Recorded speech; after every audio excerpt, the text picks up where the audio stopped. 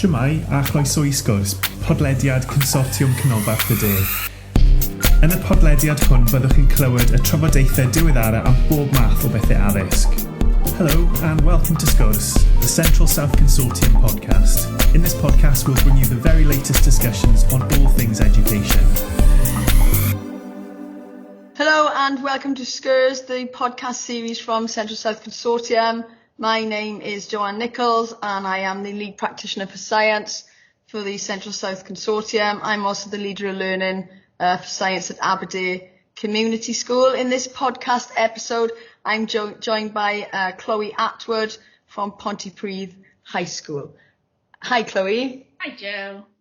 We are going to have a chat in this episode about literacy in science across the various qualifications, but also as well whole school.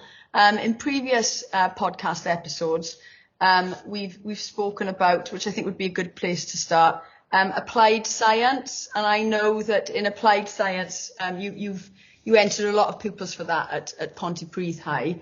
We spoke very much about how we felt for a certain type of pupil that applied science was a good course to access because of the skills component of it.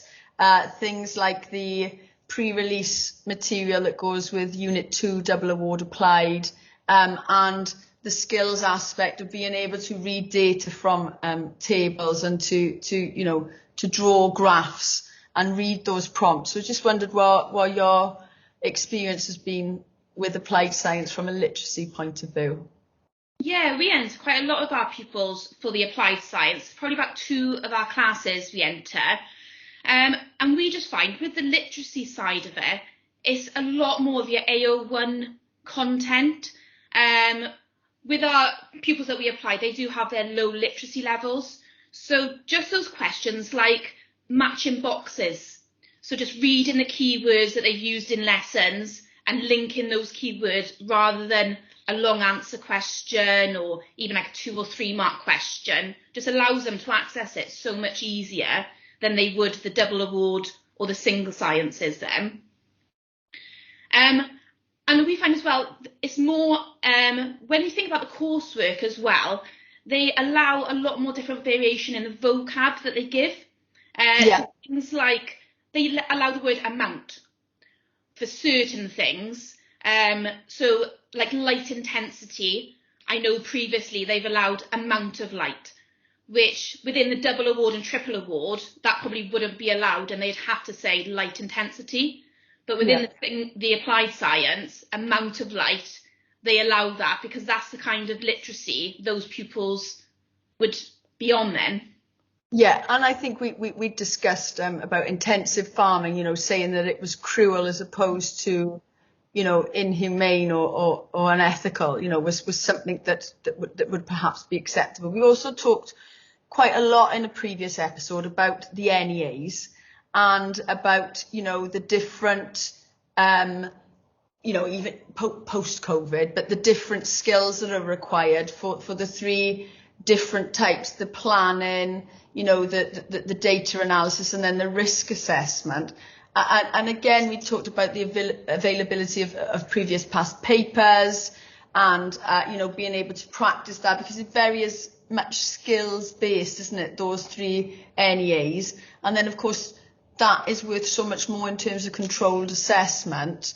We're talking about 30% under normal circumstances, as opposed to 10% in the double award and the triple award classes. And colleagues had felt that was an attractive option for the applied science as well. Yeah, that's massive for us, being able to, like you said, the availability of past papers for things like the task-based assessment and the coursework means that you can kind of like train them up to what they're expected to do, and they can recognise it. And I think that's for our pupils that we enter for applied science. If they were put into a position where they'd seen things they'd never seen before, they would panic and straight away they'd go, I can't do this, I'm not doing it. Whereas that extra little bit of work, which you can say like, oh, we've done something like this, we've done a plan before, they go, oh yeah, we've done that, I can do this as well. And things like graph work and tables we do from year 7 all the way up. And they think, oh yeah, actually, I know what I'm doing with this. And the skills, the skills that allows. We discussed a little as well about the Unit 2 pre-release material for double award, where you can actually go through that, because I think to be presented with that huge amount of text in an exam would be very, very difficult. But that is a useful element as well, isn't it? That that being able to read through the pre-release material, highlight it. Yes, they go in and have a new copy in the exam, but that is really a bonus as well from a literacy point of view, isn't it? That they will have highlighted the keywords, they will have gone through it, they know to an extent, from the pre-release, areas that could come up in that Unit 2. Yeah, and like I said, it's just building that confidence for them with the literacy. So like we were saying, rather than them just seeing a big length of text and going, oh my gosh, I've never seen this before, I have no idea how to look at it, just being able to break it down with them before they go in, and it's just that familiarity of them knowing, oh, I've seen this before, it's fine, don't stress, They can do it then, and they feel like they can do that little bit extra that they wouldn't be able to do before them. And I think that what we wanted to stress was we were only ever discussing what worked in our schools, because of course applied science is available at higher tier from A star to C and then foundation. And, all of us were saying what we do is what's best for our pupils in our schools. And certainly for us, that's been a really good vehicle, applied science, to make it accessible because of the literacy, the numeracy, the skills aspect to some other pupils who perhaps would have been less successful had they all done the same diet of double award science. Oh yeah, I think massively within our school. I think if the pupils that we put forward for applied science did the double award science, they would struggle massively with that because of the difference within the exam and the less coursework percentage, like we were saying, and it just helps build up those marks for them with the 30% before they even enter an exam then. Yeah, that you would hope that, isn't it? And that's something that then makes everybody more confident with moving forward.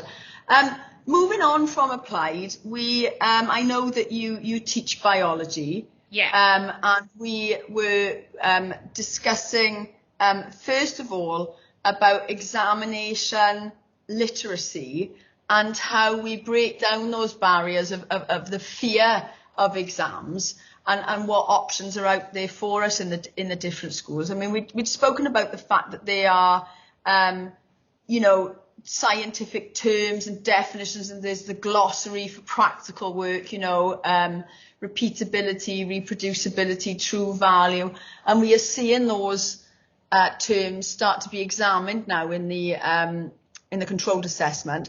But we also had some discussion about command words, about what's the difference between describe and explain and suggest, and how schemes of learning need to make sure that exposure to that examination language and literacy is paramount. I just wondered if you could share what you do in Pontypridd High. Yeah, well, within Pontypridd, in the last couple of years, we've started teaching across our specialisms for GCSE.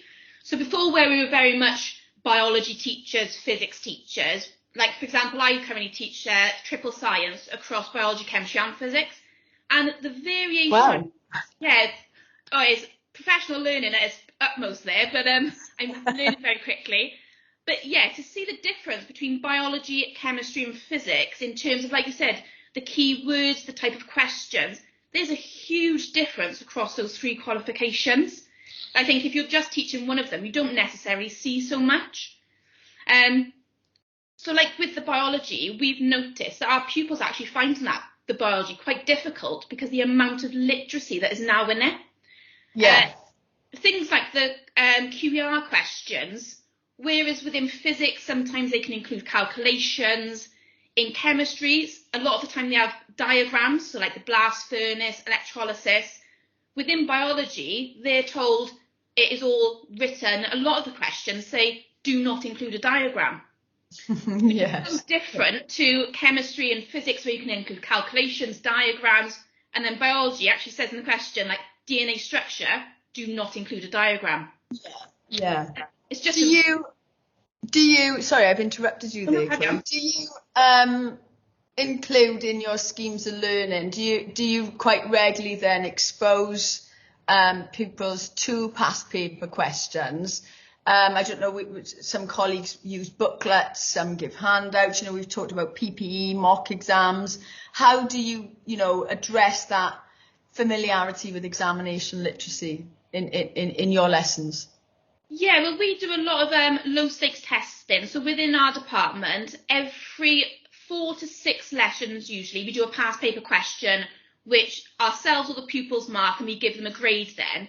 And that's nearly every subject is about, or topic should I say, is about 4 to 6 lessons. So every week usually they have a past paper question. And when we go through that then, we make sure, like we were saying, key terms, so describe. I know I say to my class, describe it, say what you see. I was like, if it's a graph and it's saying describe, say what you see, and increase, talk about the numbers. And then for explain, I say, right, that's use your scientific knowledge. And it's just getting them used to that. And I know I just had a question with my year 11s about observation. And they said to me, lead is formed. And I was like, is that an observation? No. I was like, and just that's something that within, I know that's chemistry, but observation is what you see, your senses. So it's just getting them used to those describe, explain, observation, what those different terms they actually want when they look at the mark scheme then. Yeah, and that drip feed and that continual exposure to it, and perhaps now more than ever where we find ourselves post-COVID, getting back into that swing of examinations. Moving on, something that you mentioned there that I wanted to pick up on.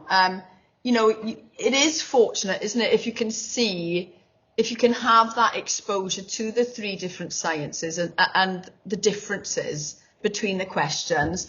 One of the things that we spoke about in quite a bit of detail was the QER, and how the QER requirement has been different across the 3 sciences, and the amount of scaffolding that is sometimes given, but also as well how the QERs have evolved over the lifespan of the qualification. So, initially in biology perhaps it was compare the similarities and differences between the 2 types of respiration, whereas we've seen now a move towards more varied types now, with perhaps, here's some pictures of apparatus, describe how you'd use that apparatus to produce a cheek cell slide, for example, and that the degree of scaffolding that was on the biochemistry, physics papers when it came to do a QER was quite different.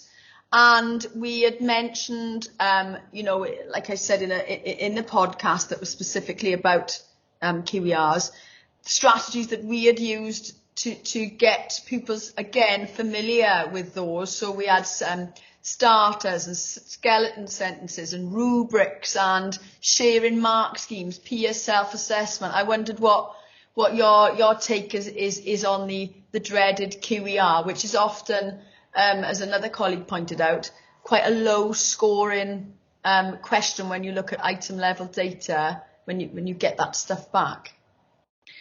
Yeah, and I think reason why it's low scoring for our pupils is just because they don't know how to structure their answer. So they suddenly see it, say, I know I'm talking about chemistry, but blast furnace, and just put down any information they can think of about blast furnace. So what we do within our lessons, every topic we try to make sure we do a QER, and we share the mark scheme, go through it. They do tick and targets, so they make sure that they have got any points that they missed in their books so they can go through it again. Because we do say to them, the QERs, over the years, they will come up again and again and again. So if we can make sure every topic we do a QER, then they can practice, make sure they know what they're looking for.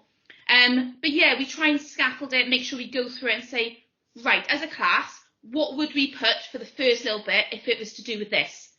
Right, what would we put next? And break down the question, because like you said, a lot of the QER now, they have like a little blurb at the top as well. Yeah. Like evolution. It'll give a little description of a rat which has got a little mutation, and then it'll give the question at the bottom. So with our classes, we go through it and we highlight, make sure we've got the key points and say, right, this is the first bit. What would you expect from this? This is the second part of the question. What would you expect for this? So really break it down for them. So when they enter the exam then, they do the same technique then. They look at it hopefully and would go, right, let's see what we do. Let's underline, get our highlighters out. Yeah. How we can get it then. I think, and you know, one of our colleagues had shared they actually been to a school in Cardiff and picked up the acronym custard with regards to the 6 QERs. And I did scribble down what they stood for. You know, can they circle the keywords, you know, underline anything useful, scribe key terms, try it. Then it was, have you accounted for everything? Read it back through, and don't rush, you know, because they'd very much focused on the fact that we've got 6 to 8 minutes at least in an examination to answer this.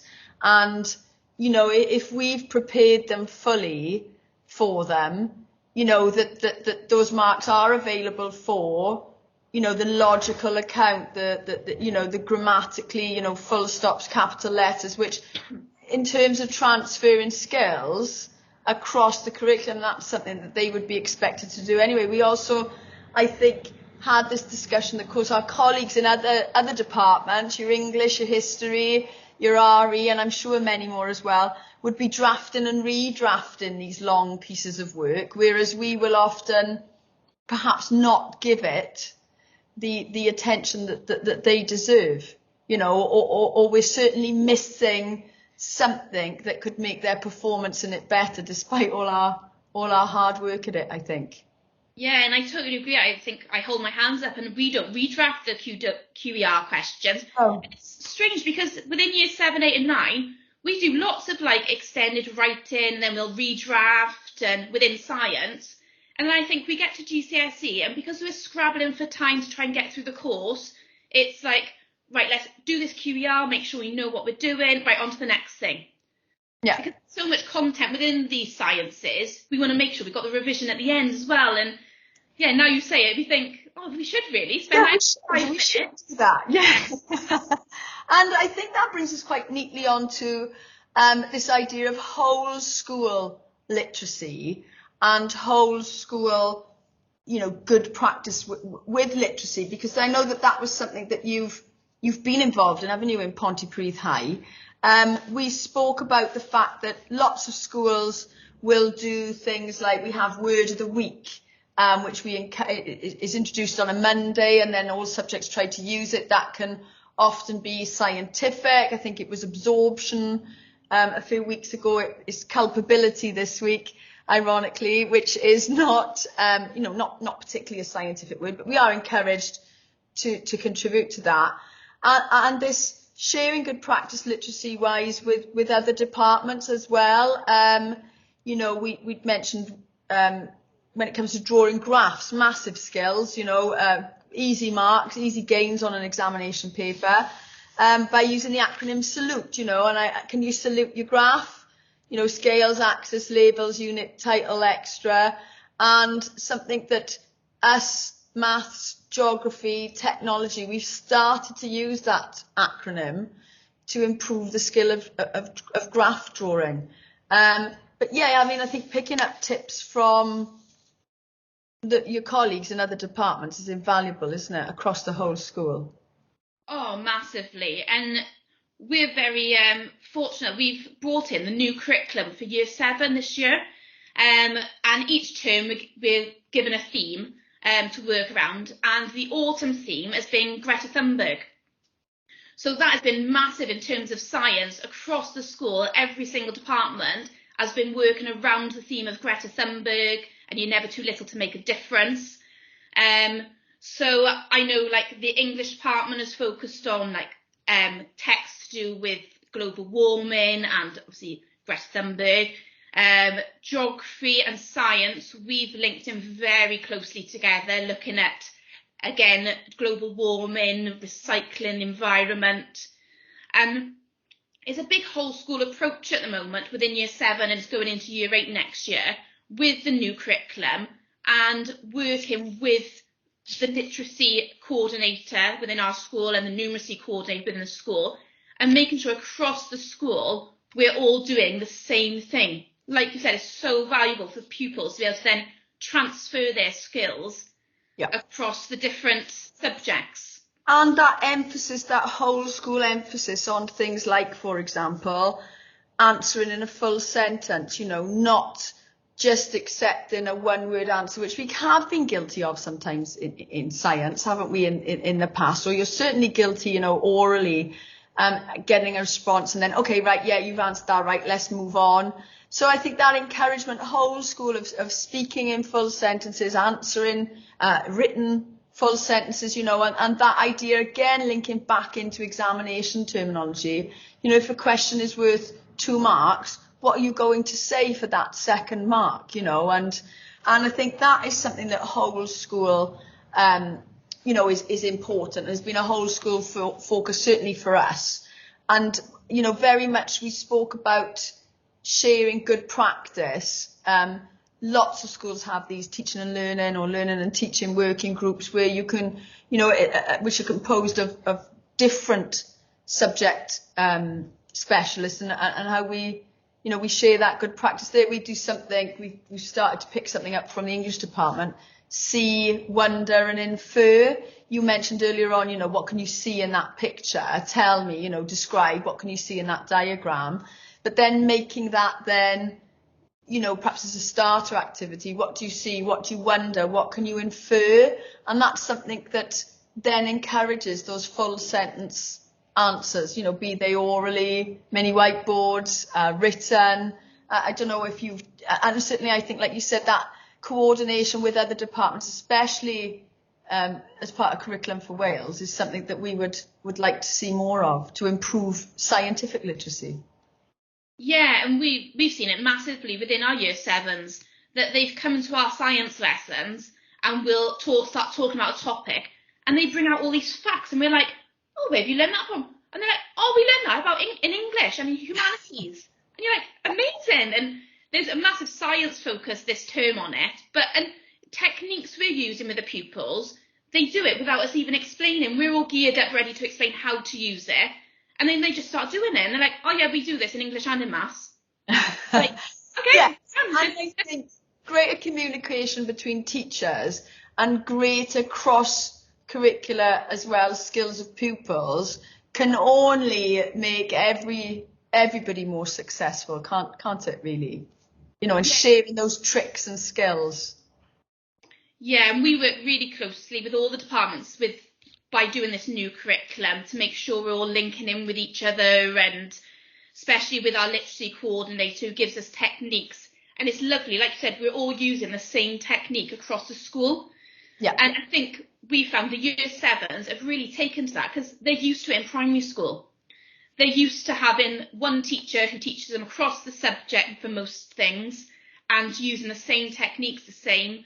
Yes. So when they come into year 7, they're used to that way of learning, and in a way, for years, we've probably taken them out of that way of learning.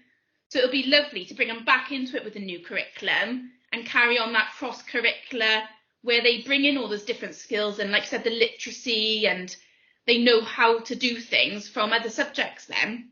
Yeah, and also as well, this emphasis on science for real life as well, or that ability to see then why science is important, science capital really,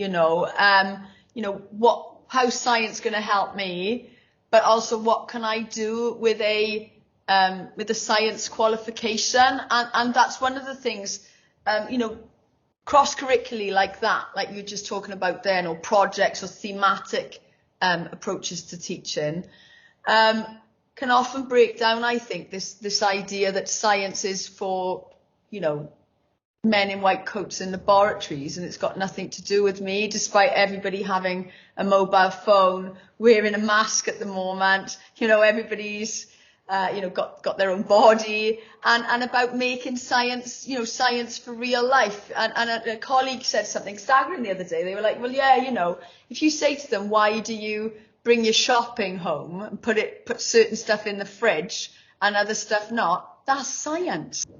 I just wondered what you've been doing to address science capital, and science for real life, really. Yeah, and funny enough, this is the exact same conversation I had with one of my colleagues this week, and I was saying the pupils see the importance of numeracy and literacy, because we've always said to them, like, you need to be able to do your numeracy thing, and science is how the world works. Like, to get them into it, they just think at the moment, like, yes, like I said, men in white coats. They don't think it's how everything works. Yeah. So we have, within our school, we have the Gatsby programme. Okay. So it's to do with all the careers, not just in science, but across every career. But we've been bringing up lots of science careers. And I know a colleague of mine this week, our year 10 are doing careers this week, was teaching them about the diet, so digestion and diet. And she did half her lesson on rugby dietitians. And this was with bottom set year 10. And she said they were so engaged with it. And they were like, she said, first of all, they said, oh, why do I need to know about digestion and diet though? I don't need to know about that. And she was like, right, so do you do sport? And he was like, yeah, I play rugby for district. And she was like, right, so, and she started going in about dietitian. And he was like, oh, I need to know all of this. Because if I want to be, performed in district, I need to do this. And like you said, I think bringing it into real life, they start thinking then, oh, actually, I need to know this, and it'll help me if I do know little things like this.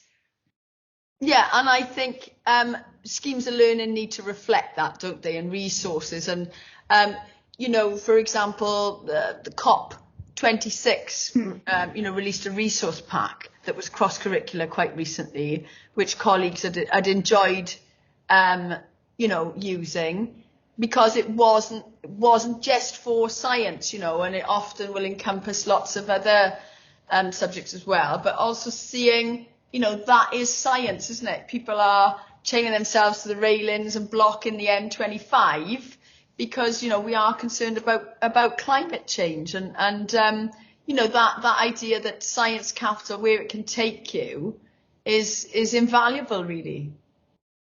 Yeah, and I think it's just that small exposure to just tiny things to make them think, rather than overloading them with, oh, science is so good because this and this, which obviously as science teachers we would feel like that. Oh, love it. But I know with one of my year 8 classes, I showed them a little video. It was only a 2-minute video. We were doing about space, of Tim Peake, and talking about how he got into becoming an astronaut, and they were enthralled by this. They were like, wow. And it just sparks that little bit of their imagination then, thinking, actually, I don't need to be a scientist to enjoy science. It can just be those little things like watching Tim Peake and watching him go into space that just sparks that little bit for them then. Absolutely.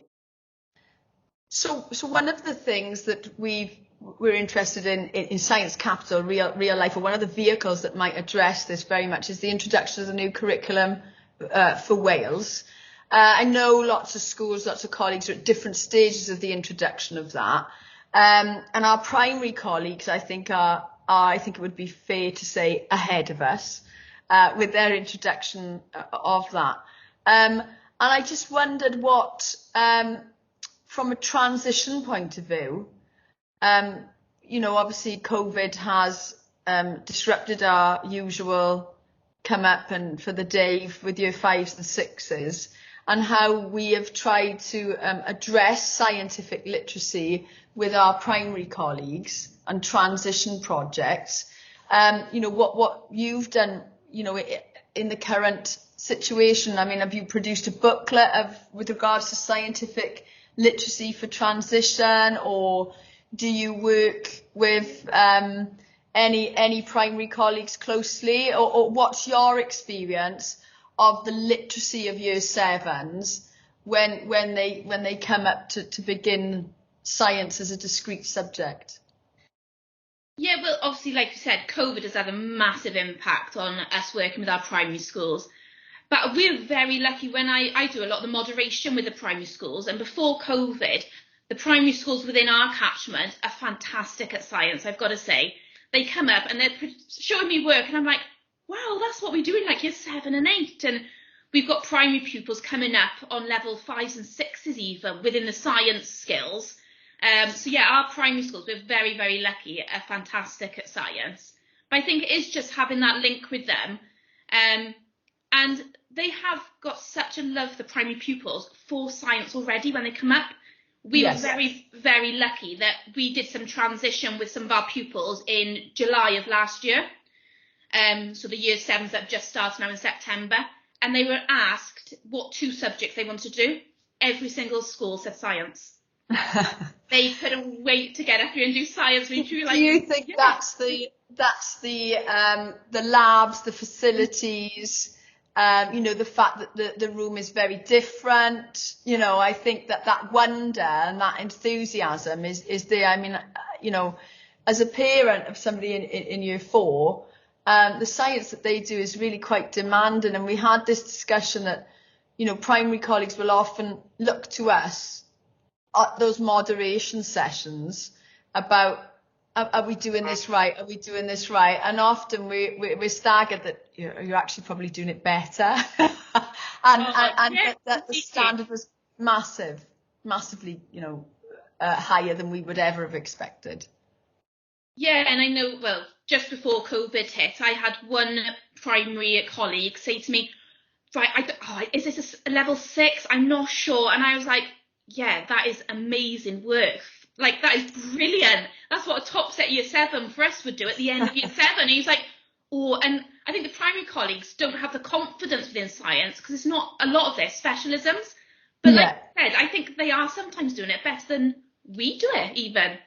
And I think they've got that enthusiasm as well, haven't they? But from a scientific literacy point of view, I don't know what your relationship is like at Pontypridd High with your feeder primaries. I mean, we've got a lot of feeder primaries and haven't been as lucky as we would have if we had less, perhaps, to be able to go down and begin to teach some sessions in the primary school. We also didn't have anybody in a 3 to 16 school in our discussion to be able to share their experiences.